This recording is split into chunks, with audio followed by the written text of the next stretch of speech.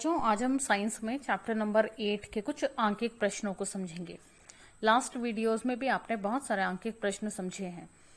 बच्चों, ये वाले क्वेश्चन आपको एनसीईआरटी की बुक में चैप्टर नंबर 8 के बीच में मिलेंगे। जो क्वेश्चन है कि कोई रेलगाड़ी 90 किलोमीटर पर आर की चाल से चल रही है। ठीक है, चाल दी हुई है 90 किलोमीटर पर आर, तो यानी प्रारंभिक वेग हमें दिया हुआ है। ब्रेक लगाए जाने पर, ये देखिए, ब्रेक लगाने पर क्या होता है? मंदन उत्पन्न होता है, क्योंकि गाड़ी रुकती है। रुकने पर क्या होता है? त्वरण कम होता चला जाता है, यानी चाल कम होती चली जाती है। तो ब्रेक लगाने पर क्या होता है? मंदन होता है। और यहाँ इन्होंने क्लियरली भी दिया हुआ है कि -0.5 मीटर पर सेकेंड स्क्वायर का त्वरण उत्पन्न करती है। तो माइनस ऑलरेडी शो कर रहा है कि यहाँ पर मंदन हो रहा है। ठीक है, तो जो त्वरण है वो हुआ -0.5 मीटर पर सेकेंड स्क्वायर। उसके बाद देखिए, एक समान त्वरण उत्पन्न करती है रेलगाड़ी विराम अवस्था में आने के पहले। अब विराम अवस्था में आने से पहले, यानी कि विराम अवस्था कब होगी? लास्ट वाला वेग। तो अंतिम वेग v कितना हुआ? 0, क्योंकि इन्होंने क्या बोला? विराम अवस्था में आने से पहले। विराम क्या होता है? रुक जाना। रुकने पर क्या होगा? चाल तो नहीं होगी उसके अंदर, यानी कि अंतिम वेग कितना हुआ? 0। अंतिम वेग को किससे डिनोट करते हैं? v से, तो v हुआ 0। ठीक है, कितनी दूरी तय करेगी? पूछा क्या है? पूछा है कि वो कितनी दूरी, यानी कि डिस्टेंस कितनी कवर करेगी। s को, दूरी को हम किससे डिनोट करते हैं? s से। ठीक है, अब देखो हमें क्या क्या दिया हुआ है और क्या पूछा है। तो यहाँ पर हमें दिया हुआ है प्रारंभिक वेग u, त्वरण यानी मंदन दिया हुआ है, अंतिम वेग दिया हुआ है और दूरी s हमसे पूछी है। ठीक, अब यहाँ पर हम समझेंगे कि गति की कौन सी वाली इक्वेशन, तीनों इक्वेशंस में से गति की कौन सी इक्वेशन यहाँ पर काम करेगी। मतलब कौन सी इक्वेशन ऐसी है जिसमें u, v, s और a आते हों। तो बच्चों समझो, फर्स्ट इक्वेशन कौन सी है? v = u + at। वहां पर t भी आता है, पर यहाँ पर तो t नहीं है, तो हमें फर्स्ट इक्वेशन तो यहाँ पर नहीं लेनी। सेकेंड इक्वेशन क्या है? s = ut + ½ at²। Second equation में भी t आता है, हमें वो भी नहीं लेनी। हमें इक्वेशन कौन सी चाहिए? u, v, a और s वाली। तो कौन सी बची इक्वेशन? थर्ड कौन सी इक्वेशन है? v² = u² + 2as। क्लियर है? अब देखो, हमने यहाँ गति की third equation v² = u² + 2as लगाई, और s को हम रखेंगे विद साइन। साइन क्या है? a को विद साइन रखेंगे। ठीक है, माइनस के साथ। अब इनकी सबकी वैल्यूज पुट करेंगे। v की जगह 0 दिया हुआ है, u की जगह 25। देखो 25 कैसे है? आप कहेंगे u तो 90 किलोमीटर पर आर दिया हुआ था, तो 25 कैसे हुआ? तो 90 किलोमीटर पर आर को हमने पहले चेंज करा मीटर पर सेकेंड में। ठीक है, मीटर पर सेकेंड में क्यों करा? मीटर पर सेकंड में इसलिए करा क्योंकि त्वरण भी हमारे पास मीटर पर सेकंड में है, और यूजुअली हम जो स्टैंडर्ड फॉर्म लेते हैं वो मीटर पर सेकंड में ही लेते हैं। डिस्टेंस को मीटर में, टाइम को सेकंड में। ठीक है, इस तरीके से लेते हैं। तो देखो, अब 90 को कैसे हमने मीटर पर सेकंड में कन्वर्ट करा। तो 90 क्योंकि किलोमीटर पर आर है, तो 1 किलोमीटर में कितने मीटर होते हैं? 1000 मीटर। तो 1000 से करती मल्टीप्लाई, और आर यानी घंटा। 1 घंटे में कितने सेकंड होते हैं? 3600 सेकंड। ठीक है, 1 घंटे में 3600 सेकंड। तो 3600 से करा भाग। ठीक है, इसको कैलकुलेट करा, थोड़ा सा सॉल्व करा। 90 × 1000 डिवाइडेड बाय 3600। इसको यहाँ पर कैलकुलेट कैसे करा? 0 से 0 कैंसिल करा, सेकंड 0 से सेकंड 0 कैंसिल करा, और फिर कुछ और टेबल्स पढ़ करके इनको कैलकुलेट कर लिया। तो यहाँ पर हमें मिला 25। ठीक है, अब हम इनकी वैल्यूज रख रहे हैं। यहाँ पर u की जगह रखेंगे 25, a की जगह -0.5 क्योंकि त्वरण है, मंदन है, और s की जगह s क्योंकि s तो पूछा है। ठीक है, 25 की पावर 2, क्योंकि u² की पावर कितनी है? 2 है, तो 25 की पावर भी कितनी हो जाएगी? 2 + 2 × -2.5 × s।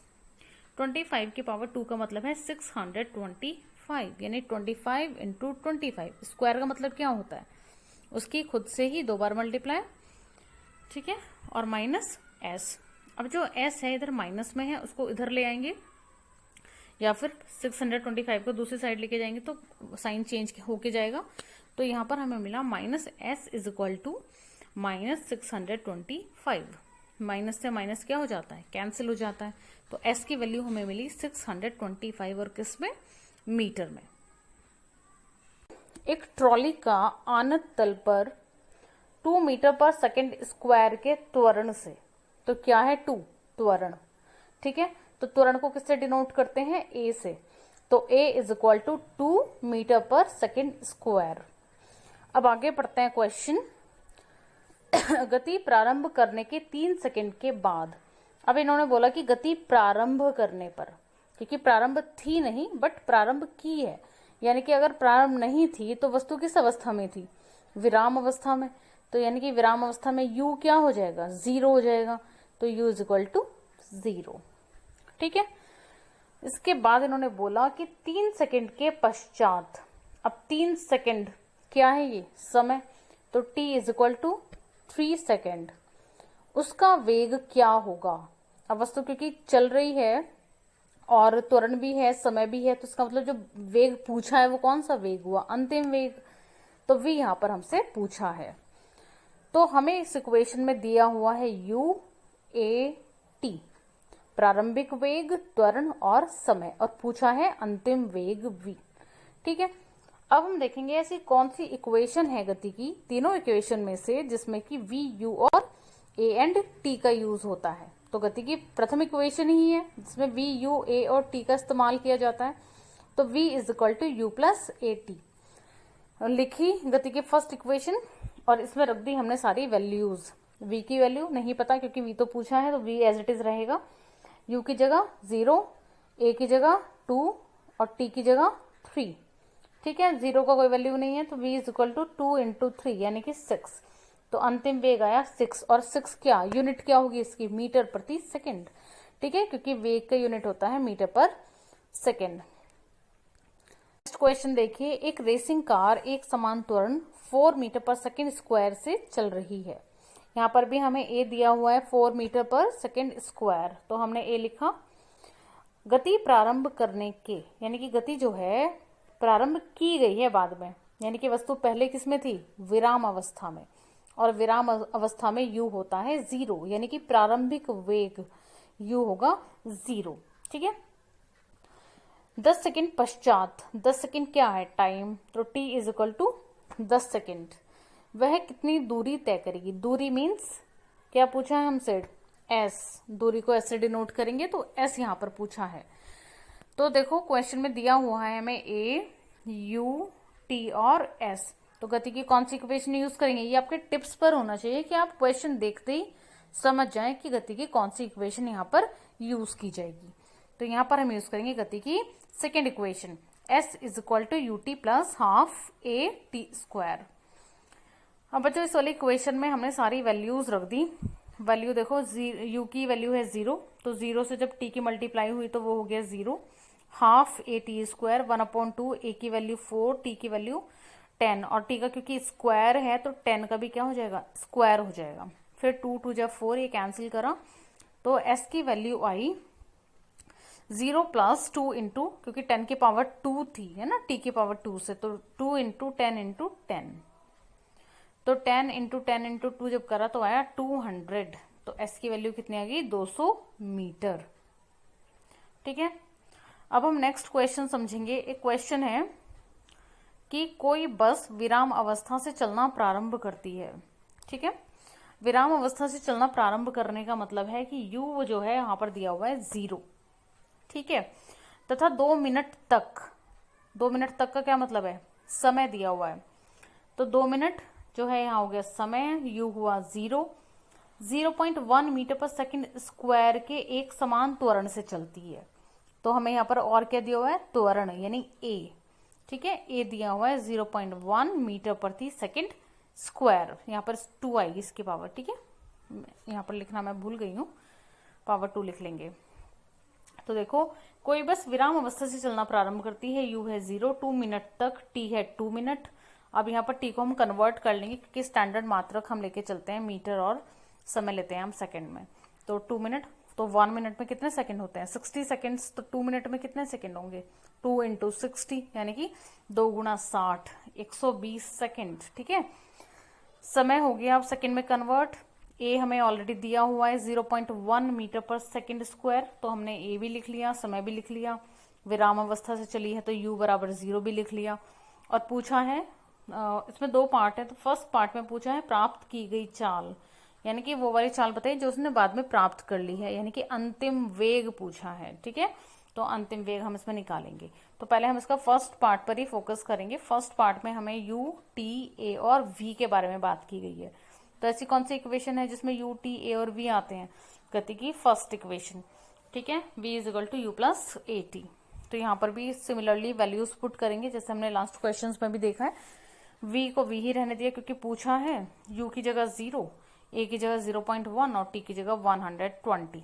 ठीक है, इसको सॉल्व करेंगे तो 120 की जब 0.1 से गुणा होगी तो जो 12 के बाद वाला 0 है वो हट जाएगा, क्योंकि दशमलव सीधे हाथ से एक अंक छोड़ के आएगा। तो v हो गया 12, यानी कि 12 मीटर पर सेकेंड।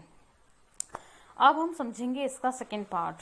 तो बच्चों सेकेंड पार्ट में देखो, इन्होंने बोला है तय की गई दूरी बताइए, s पूछा है। ठीक है, अब हमारे पास क्या क्या है, अब हमारे पास है u, ठीक है, u है हमारे पास, t है हमारे पास, a है हमारे पास, और क्या पूछा है हमसे, s पूछा है। तो कौन सी इक्वेशन लगाएंगे, गति की सेकेंड लगा लेंगे। s is equal to U T plus half A T square. ठीक है, क्योंकि यहाँ पर क्योंकि दूरी पूछी गई है तो ये ध्यान रखेंगे s जरूर होना चाहिए इक्वेशन में। तो s is equal to U T plus half A T square, u की वैल्यू 0 होने से यू टी हो गया 0, half A T square, a की जगह 0.1 रख लिया और t की जगह रखा 120, क्योंकि हमने भी कैलकुलेट करा था t सेकेंड्स में। और फिर क्योंकि 120 की पावर 2 है तो पावर 2 का मतलब होता है 120 की 2 बार मल्टीप्लाई, यानी 120 इंटू 120। पावर 3 होता तो कितनी बार मल्टीप्लाई होती, 3 टाइम्स, 2 है तो 2 टाइम्स। फिर इसकी मल्टीप्लाई किससे हो रही है 0.1 से, तो 0.1 और अपॉन में क्या है 2। ठीक है, अब इसको सॉल्व करेंगे तो ये तो बहुत ही सिंपल है, 2 से इसको कैंसिल करा तो 2 6 जा 12 इंटू 0 और साथ में है 120 और 0.1, तो हमारे पास आया 60 गुणा 120 गुणा 0.1, और जब इन सब की मल्टीप्लाई करें तो हमें मिला 720। ठीक है, और क्या है क्योंकि डिस्टेंस है तो मीटर में 720 मीटर।